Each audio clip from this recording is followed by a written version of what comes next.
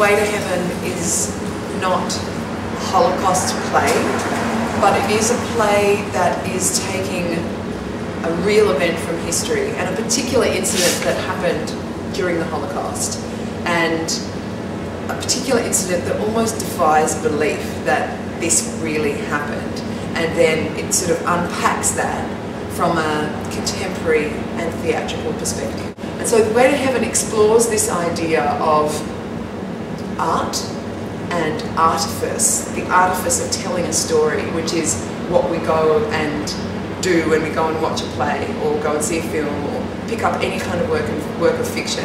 And it's exploring the use of that, the function of that in the service of atrocity. And it does it in a really interesting and contemporary way. There are a lot of children in the piece, and the children are there to illustrate some really fascinating points about the play, and it's done in a really theatrical way. That's why there are so many children in the piece.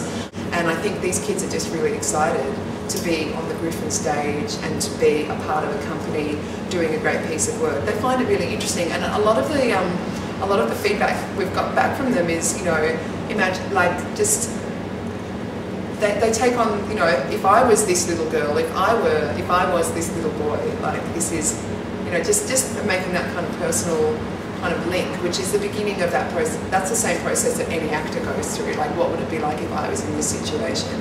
But the situation at large is not something that bears really heavily on the scenes that they're actually performing. I'm drawn to material that is about the human experience, and maybe that's because I come from that actor's experience of you know, really exploring things through the personal. But I guess as a director, you know, I'm also really invigorated by the areas of theatre making that I didn't train in. For us, the agenda is always to come together, a group of people coming together, so it's by nature collaborative, and creating the kind of theatre that we most want to see and be a part of. And that's always been our agenda.